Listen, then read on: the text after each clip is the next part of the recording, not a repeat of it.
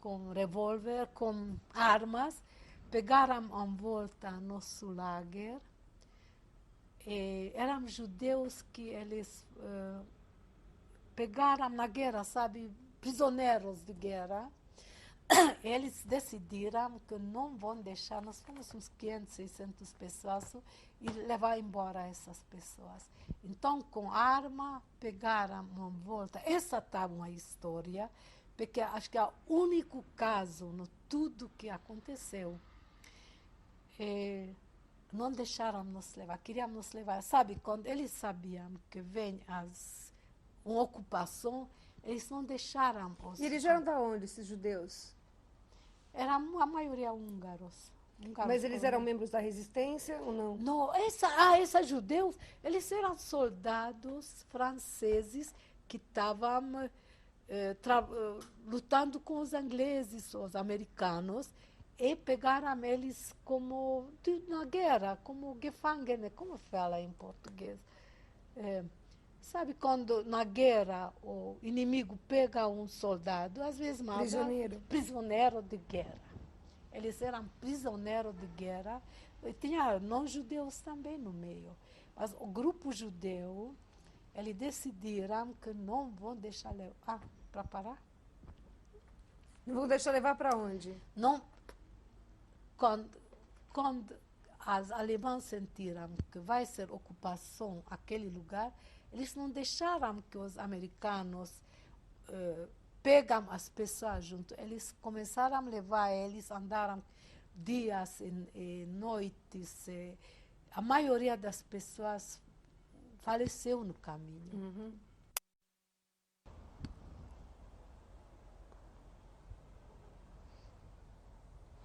Entrevista com a senhora Nelly Magid, fita número 3.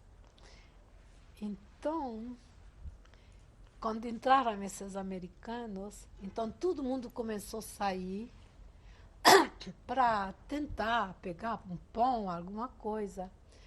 E minha mãe não deixou sair. E a segunda ou a terceiro dia a gente começou a pedir para deixar.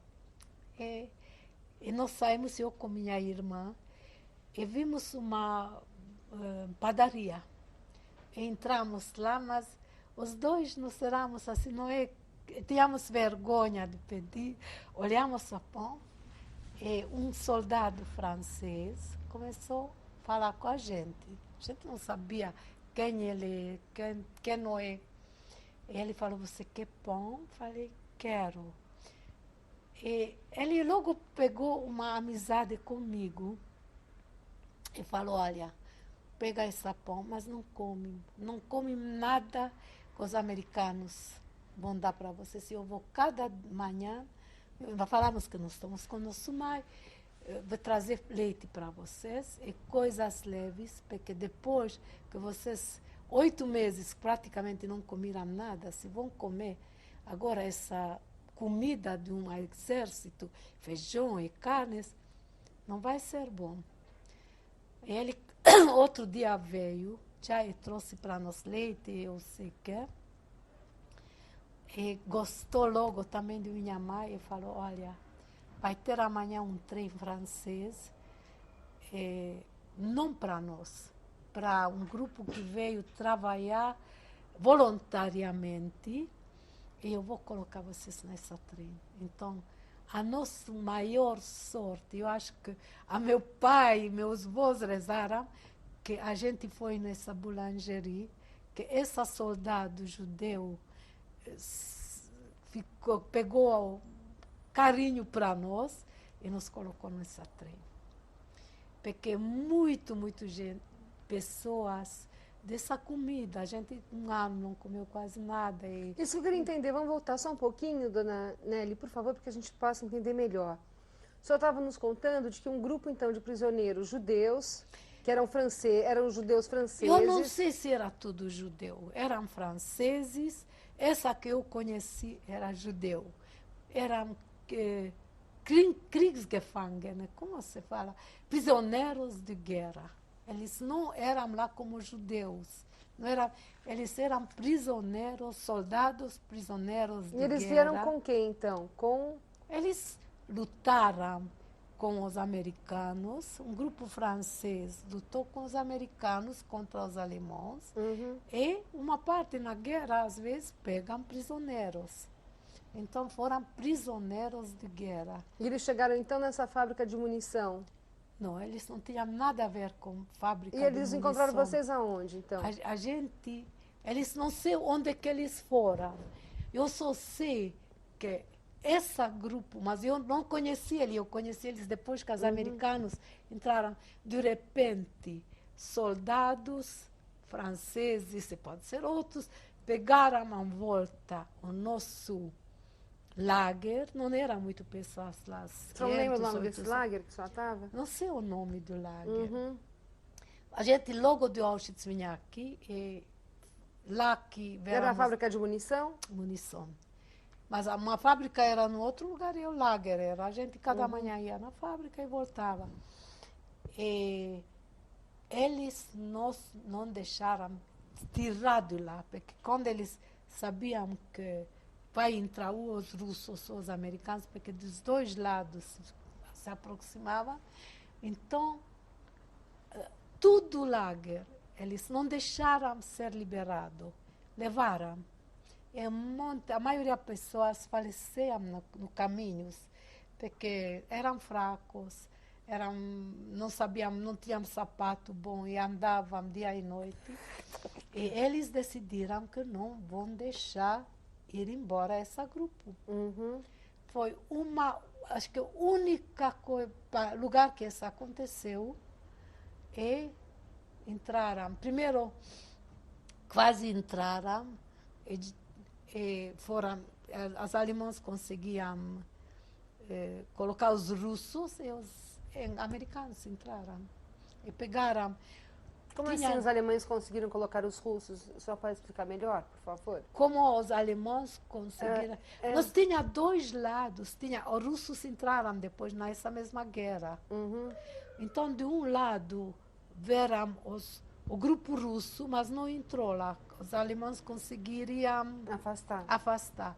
E do outro lado, vieram os ingleses, não, americanos, e pegaram essa cidade. Que cidade que era, a senhora lembra? Não me lembro. Essa era o nome de cidade que eu falei. Salzwedel? Salzwedel, não é? Fábrica não tinha nome, eu acho que, não sei. Então, essa era a nossa maior milagre, que esse grupo não deixou os alemães nos levar. Único caso que tinha. E a segunda sorte, agora, que eu encontrei esse soldado judeu, e logo, 2, 3 dias depois, nos colocou num trem, onde eram tudo goim. Agora, na época, a senhora sabia que os alemães estavam desocupando os lagers, ou a senhora veio saber disso depois? A gente sabia coisas. Que tipo de coisa que a senhora sabia? Lá, nós sabíamos que tão perto, sabe, no fábrica, tinha alguns alemães que eram mais compreensíveis, deram escondido um pedaço de pão, essas coisas, e falaram para a gente aquilo. Que tipo de informações que a senhora se lembra? A gente sabia que tão perto, não sabíamos exatamente se eram ingleses, russos, americanos, mas sabíamos que o fim está perto. E depois estou falando que vieram esses soldados cuidando de nós para nos não levar embora. Esse foi um grande, grande milagre. Porque a maioria da pessoa não conseguia sobreviver, andavam dia e noite, não tinha água, não tinha isso. Agora, quando a senhora estava no lager com a sua mãe, a sua irmã, como que era possível a senhora não esquecer o judaísmo? Ou como a senhora fazia para conviver com o judaísmo? Sabe, eu tinha mais uma coisa muito, muito interessante. Tinha lá várias famílias que eram da casa religiosa e tiraram-me de novo para ir num lugar, não sei, fazer um trabalho. Fomos 5. E você não vai acreditar, nós encontramos lá, como se chama aquele fruta marrom? Uma fruta seca. A gente trouxe pacotes e pacotes e nós Pesach, era Pesach, e a gente comeu essas aqui e não comemos e guardamos o pão. Eu me lembro que tinha lá como assim, uma mulher linda, religiosa de casa. Ela chorava quando ele viu que nós vamos ter possibilidade de não comer pão Pesach. E nós tínhamos um monte de pão, depois comemos a sopa e comemos essa aqui. Foi um milagre. Me lembro que quando a gente trouxe essa aqui, tínhamos dois, três, tinha lá várias mais com filhas, uma da nossa cidade. E tinha um grupo que a gente virou muito unidos. Muito unidos. E não A senhora se lembra o comemos. nome deles? O maior mora em Israel, Bits que eu encontrei. Não me lembro, é de Siget, de lá. Tudo era húngaros, rumenos húngaros. Tinha um mãe com uma filha a filha era com a minha irmã na classe. A gente virou uma família. E essa milagre, escreve porque todo mundo achava que é um milagre. 2 dias antes de Pesach, pegaram algumas e encontramos essas frutas secas. Porque mesmo tinha alguns que não iam comer pão, iam comer a sopa e coisas, mas essa aqui ajudou, porque, como se chama? Assim, seca. Nozes, Não é castanhas. nós, cremes. E como vocês conseguiam fazer o ceder, então? A gente não fez seda, nem tinha homem lá, estávamos só Uhum. mulheres. Mas a gente não queria comer pão. Sabe, a gente comeu a sopa, aquele, mas pão a gente não queria comer. Uhum. E depois ficamos ricos, tínhamos muito pão. A gente guardou a pão. E como que a senhora conseguiu... Como vocês conseguiam respeitar o Shabat? A gente não respeitou, a gente trabalhava. A E gente tinha alguma não, forma especial de guardar o calendário? Como é que vocês sabiam das festas judaicas? sabe, tinha lá um grupo muito. A gente sabia. A De gente que forma que sabia. vocês Não sabiam? sei, não sei, não sei. Agora, Rosh Hashanah e Yom Kippur, não me lembro. Mas eu sei essa peça porque achamos tudo que foi um milagre, sabe? E havia alguma separação entre os judeus ortodoxos e não ortodoxos no lager? Como é que vocês se relacionavam? Muito bem, muito bem. Era uma lager pequeno, era muito grande a união. Vocês rezavam, as mulheres? Reza? Não? Não. Não. Não, sabe, nós húngaros, os poloneses, eu tinha muitos amigos, os amigos poloneses aqui, que vieram de um casa muito religioso e a Lager fez deles completamente ateístas, mais ou menos. Os húngaros não sofreram tanto, muito menos tempo foram, sabe? Os húngaros não senti. Eles podiam ser menos religiosos, mais religiosos depois da guerra, mas não senti esse ódio, sabe? Os poloneses sofreram muito mais. Eles primeiro foram 5 anos, nós fomos menos de um ano. Então, Mas só chegou uma informação do que acontecia na Polônia nessa época ou não? na Polônia, primeiro eles já eram muitos anos no lagers, lá no gueto lá. Mas a senhora sabia que estavam acontecendo os guetos ou não naquela época? A gente sabia. Já Eu sabia? não esqueço que eu tenho pais poloneses, eles sentiam essa, que mesmo se não passaram, mas sentíamos poloneses estão talvez melhor judeus que os húngaros. Sente mais a problema judaica. Eu estou muito feliz que meus pais eram poloneses. Eu sinto a diferença. Que diferença que a senhora vê maior entre os judeus húngaros e os judeus poloneses? Sabe, o judeu húngaro, ser religioso, talvez é um pouquinho exagerado em tudo. Se não é religioso, não quer saber de nada. O polonês já não. Ele nunca vira assim, fanático, Mas mesmo se não é religioso, tem uma linha mais saudável, pelo menos. Não, nunca vai ter vergonha que é judeu, nunca vai no Goim tentar mostrar que não é judeu, sabe? É uma outra qualidade o polonês que os húngaros. Húngaros são extremistas na religião, extremistas no não religião. Pode ser que cresci num ambiente polonês e por esse acento assim. Eu estou húngara, nasci lá, mas a nossa casa era um ambiente polonês. E agora aconteceu uma coisa muito, sabe, porque a gente praticamente não chorava os mortes do pai, de avós, de tios. E eu fiz agora com um grupo de Israel uma excursão no Eslováquia, Tchecoslováquia e Polônia.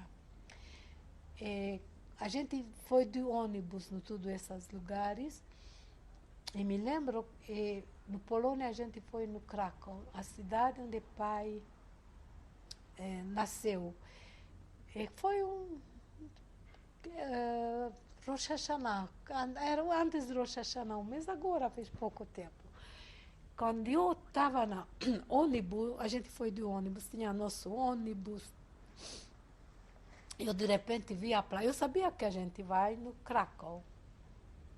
E quando eu vi a placa de Krakow, que nós somos uns 20 quilômetros, sabe, eu não estou chorando, eu quase nunca choro.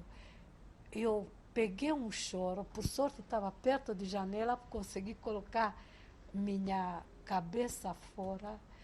Eu chorava tudo essa meia hora, uma hora, mas eu não podia parar. E depois no Krakow, quando eu já estava, eu percebi que eu chorava a morte de meu pai, quando eu sabia que eu vou na cidade dela, sem querer, sabe? Eu não estou chorando. Foi muito, muito válido. Sabe, porque não tinha enterro, não tem nada. Desapareceram avós, pais. E principalmente o pai, é uma coisa muito forte. Então, como se enterrei meu pai agora.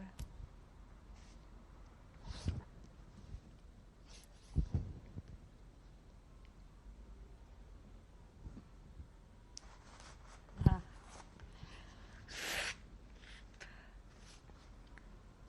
Eu ainda hoje não compreendo, a gente sai dessa Auschwitz,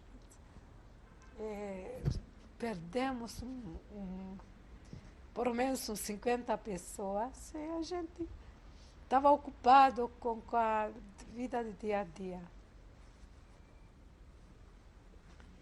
Mas, de outro lado, acho que ganhou guerra do Hitler. Então somos estranhos nas pessoas. E quando vocês então estavam saindo do lager, que vocês foram no primeiro trem então para a França? A gente foi na França. Tinha também, Tinha outra. Quem tinha estava com a também uma senhora? história muito engraçada. A maioria, tudo era goim. Estávamos, minha mãe, nós dois, e tinha lá mais dois irmãos da nossa cidade, uma que foi comigo na classe, e a outra mais velha, que a irmã mais velha, um oficial americano, se apaixonou dela e colocou elas nessa trem. Então, nós somos 5 judeus lá. E nós tínhamos muito medo quando a gente chega na fronteira. Franceses não vão nos deixar entrar, nós não temos papéis, nada. Então, tinha lá um rapaz goi que queria sempre se aproximar de mim. Então, minha mãe falou para ele, olha, se vai ter um problema na fronteira, fala que minha filha é tua noiva. E ela ficou muito contente, mas não tinha nenhum problema na fronteira. E quando chegamos no Paris, então, no alto-falante, gritaram se tem judeus. Nós 5 judeus saímos. Nos levaram no mais sofisticado hotel de Paris, com tudo luxo. O resto nem se incomodaram. Só que um dia depois, a rapaz Goi pegou sério e veio buscar a noiva dela. Ai, nunca vou esquecer. Depois a gente veio, meus tios de Sudáfrica, de Bélgica, todo mundo veio, Mas quem que levou vocês para esse hotel? o governo francês. O governo francês? Ou a comunidade judaica, a gente não sabe. No alto-falante falaram em Yiddish, em hebreu, em francês, que tudo que é judeu para vir aqui. E nós fomos só nós 5. Só 5 pessoas que foram para esse hotel? Do trem inteiro? Só 5 judeus. Essa foi um trem de voluntários que foram para a Alemanha, voluntários franceses que foram para a Alemanha trabalhar. E essa judeu francês que colocou é um americano. Foram 5 judeus. Deve ser uma comunidade judaica, eu não sei. No mais elegante hotel de Paris, com tudo que a gente queria. Só que logo vieram o tio do Sudáfrica. Como eles souberam que vocês estavam lá? Eu juro que não sei. Juro que não. Eu acho que minha mãe talvez tinha ou coisa. Eu não sei. Não sei. Ou uma semana não passou, já veio do Sudáfrica, vieram do. E depois nós fomos numa organização scout. Fiz uma grande excursão, conheci uns amigas já. E fomos no Moissac, perto de Lyon. E minha mãe decidiu que vai na Bélgica, onde morava um irmão dela. E eu decidi que não vou junto. Eu conheci uma francesa e decidi ficar na França e estudar. Minha mãe não gostou muito, mas se eu coloco uma coisa na cabeça. Então, minha mãe com minha irmã foi na Bélgica, eu fiquei. Primeiro procuramos, era perto de Lyon, acho. Procuramos uma possibilidade de estudar lá, a gente não achou. Essa menina, amiga minha, era uma francesa, e fomos em Paris. Entramos primeiro entramos numa organização OZE, escutou? Quem estava também nessa organização, o Rabino Rashi, agora de Israel, Lablau. Eu estava na Moissac, é um tipo de internato, e eu fui cada dia a Paris estudar de trem. E depois, essa amiga, decidimos que a gente vai num hotel barato e não vamos viajar cada dia. E a gente se libertou. Ai, estava muito E de lá engraçado. vocês foram para onde? Quê? E de Paris, então, a senhora começou a estudar? Eu virei comunista, estudei. Como é que a senhora virou comunista? Como que a senhora virou comunista? Que eu estava na minha idade, 16 anos, que achei que tem que melhorar um pouquinho o mundo. Sabe, naquela época tinha o Jean-Paul Sartre, esse é um escritor que veio nos dar a filosofia dele. Tinha pessoas... Você tinha aula onde? Onde que era? Onde que a senhora começou a estudar? Quê? Onde a senhora começou a estudar? Eu comecei a estudar na faculdade. Eu fiz uma... sabe, porque fizeram muito facilidade. O meu francês não era, eu não estava na altura, mas fizeram completamente um outro tipo de exame para pessoas que voltaram. Eles queriam me ajudar. Lá naquele instituto, eu conheci uma das... como foi mesmo que me ajudou muito? Rothschild. Tinha uma das mulheres de Rothschild que trabalhava muito nas coisas que voltaram do lager. E uma vez ele veio, quando eu estava ainda no internato, veio lá Eu tocava muito bonito piano e me pediram para tocar. Ela se apaixonou de mim, essa mulher, e queria me adotar. Falei, não, eu tenho pais, mas ele logo me fez francesa, me arrumou documentos franceses. E por essa também tinha a possibilidade de ir no Paris. E queria me ajudar, falei, olha, graças a Deus não precisa, eu tenho paz, Deus está. Mas foi uma grande ajuda que eu tinha papel, ele me arrumou papéis franceses. Agora, no caso, a senhora falou assim que a senhora se tornou comunista e que a senhora conheceu o Jean Paul Sartre. Eu virei, não era, era um ambiente A senhora que teve eu aula com o Jean Paul ainda Sartre? hoje sinto um pouquinho, e tenho dor dos meus filhos que nunca estavam idealistas. Sabe, A senhora a teve aula gente, com o Jean Paul Sartre? eu conheci ele pessoalmente, ele nos dera na faculdade palestras sobre a ideia dela.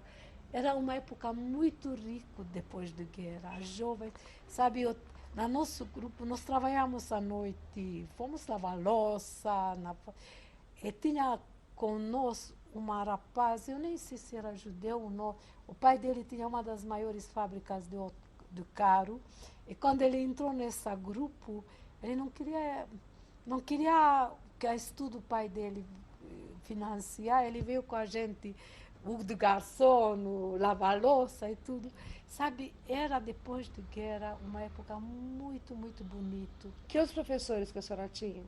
Além do Jean Paul Sartre? Jean Paul Sartre não era o professor, Não, ele ele dava... deu umas palestras sobre o existencialismo, que era o livro dele. Eu não me lembro de nomes do professor. E, sabe, eu não era aquele intelectual que eu queria ser, mas me fez muito bem mesmo assim, porque eu lutava para passar, mas não me formei completamente. Faltou 1 ano e meio. Também uma coisa interessante, eu conheci um rapaz de Israel, Avishlush. O pai dele era na política, o pai dele. E quando começou, porque eu fui no Israel, quando eu fui comunista, então chamaram ele estudou na faculdade, e ele falou, olha, você está o mesmo judeu que eu nasci lá, você tinha que ir também. Entrou na minha cabeça e fui no Marseille. Lá estava o grupo onde que arrumaram então, como eu tinha esse passaporte francês, então logo me pegaram trabalhar para Haganah no Marseille, que eu trabalhei, tinha lá muitos rapazes de Marrocos que queriam fazer aliar,